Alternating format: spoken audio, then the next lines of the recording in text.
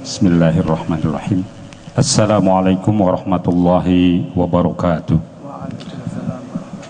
Alhamdulillah wa syukrulillah wassalatu wassalamu ala rasulillah wa ala alihi wa ashabihi wa mawalah, amma ba'd. Hadratal muhtaramin, para sesepuh, para pinispuh, para alim ulama ingkang kawula hormati, Bapak Bupati yang dalam hal ini diwakili oleh Bapak Wakil Bupati beserta seluruh forum komunikasi pimpinan daerah, Bapak Dandim, Bapak Kapolres atau yang mewakili, Bapak Kepala Kejaksaan atau yang mewakili, Roy Suriah PCNU Kabupaten Temanggung, Bapak Kiai Haji Yakub Mubarok ingkang kawula hormati beserta seluruh jajaran Suriah, Bapak Ketua Tanfidiyah PCNU Kabupaten Temanggung, Bapak Kiai Haji Furqon Muhammad Furqon ingkang kawula hormati, Bapak-bapak Roy Suriah dan Lembaga Bahsul Masail seluruh PCNU se-Jawa Tengah yang kali ini hadir,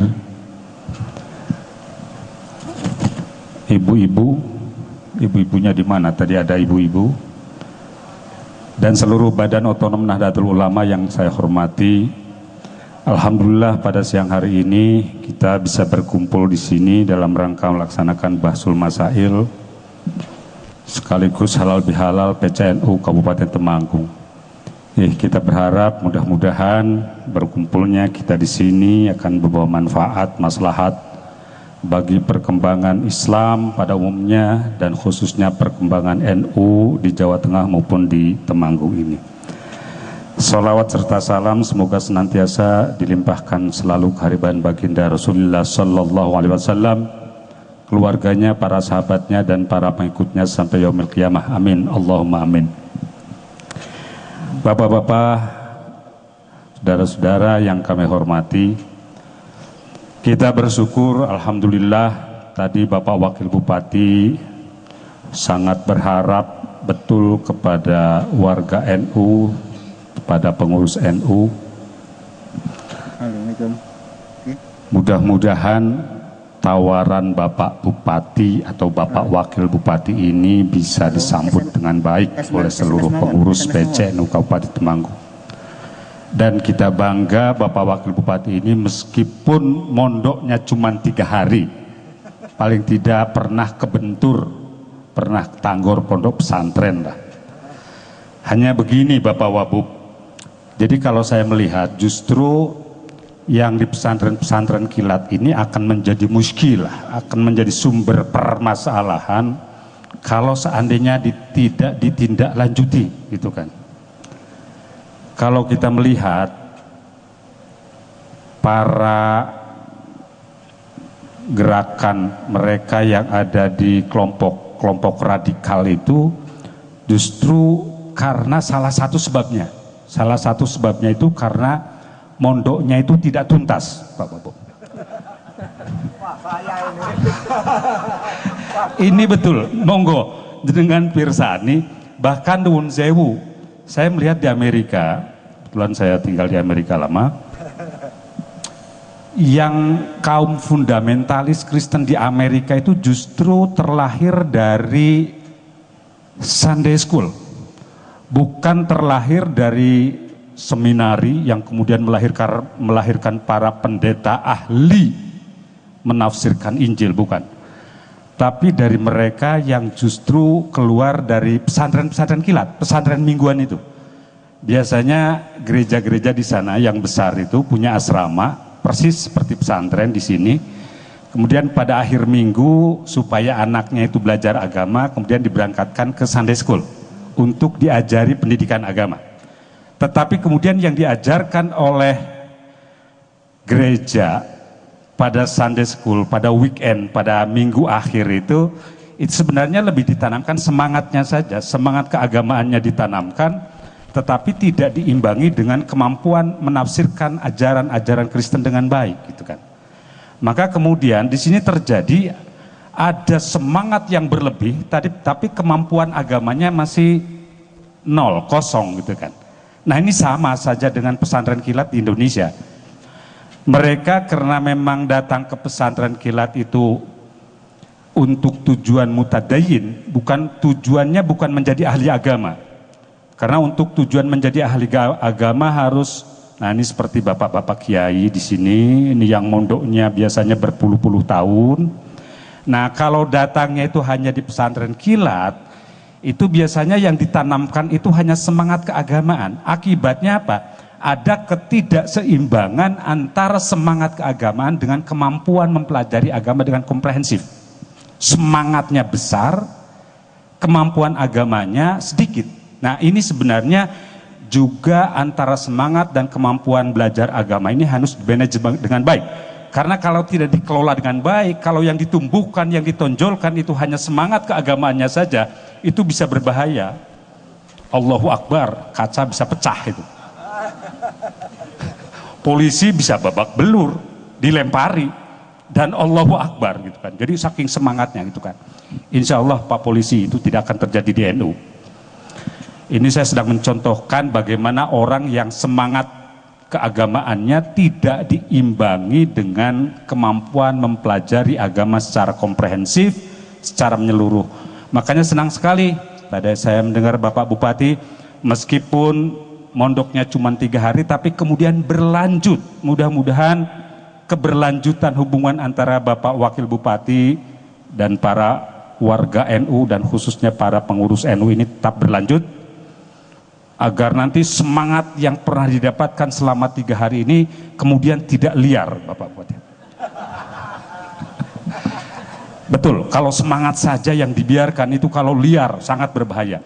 Kata Charles Kimball itu seorang profesor dalam bidang religious studies di Amerika.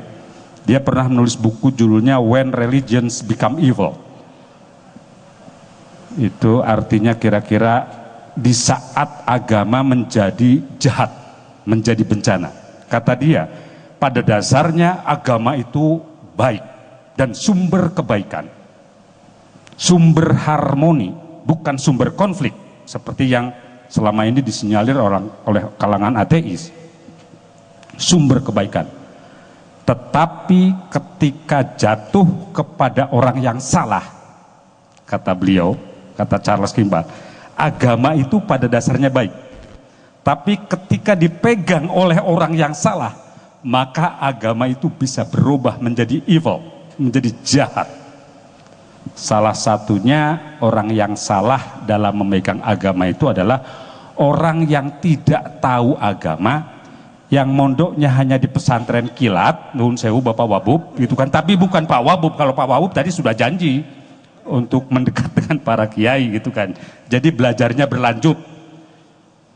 Sekali lagi, salah satu orang yang salah memegang agama itu adalah orang yang terlalu mendahulukan semangat tetapi meninggalkan belajar secara komprehensif. Tidak utuh pemahamannya terhadap agama, yang didahulukan adalah semangat. Maka ini kata Charles Kimball akan terjebak pada sikap-sikap absolutis atau memutlakkan hasil penafsirannya. Memutlakkan hasil penafsirannya. Pokoknya yang betul saya, yang lain salah, gitu kan. Nah itu contoh orang absolutis itu kira-kira seperti itu.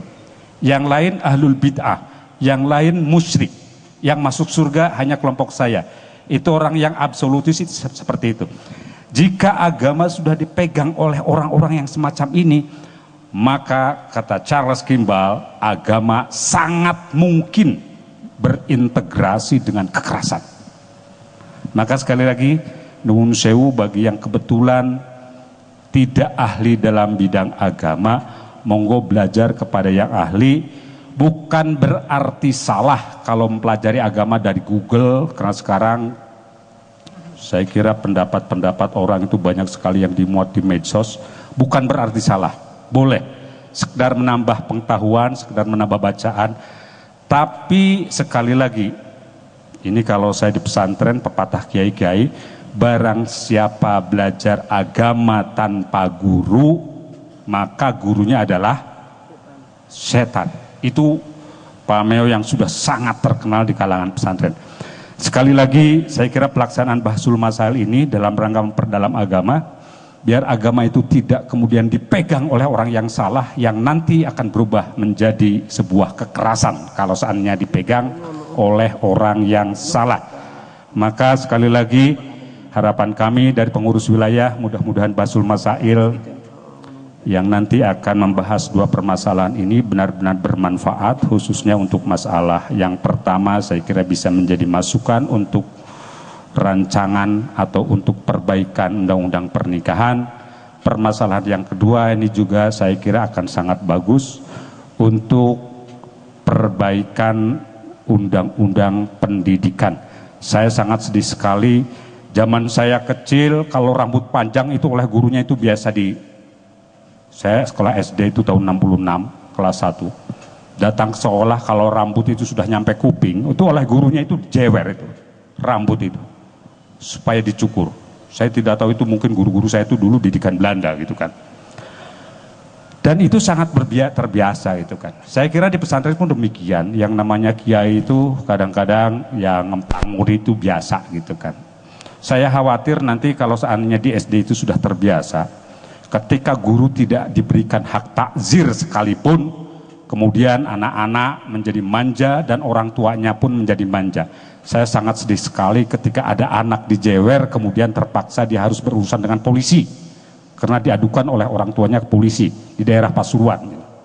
Itu sangat sedih sekali gitu kan.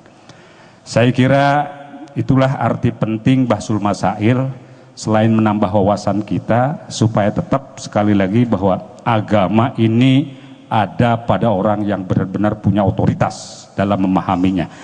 Demikian, mudah-mudahan sekali lagi. Oh ya, secara pribadi saya mohon maaf belum sempat ketemu dengan seluruh pengurus dari cabang-cabang, secara pribadi maupun secara lembaga pengurus wilayah. Kami mohon maaf. Minal aidin wal faizin, meskipun sudah terlambat. Ja'alanallahu wa iyyakum minal aidin wal faizin. Taqabbala minna wa minkum ya karim. Terima kasih, wallahul muwaffiq ila aqwamit thoriq. Wassalamualaikum warahmatullahi wabarakatuh.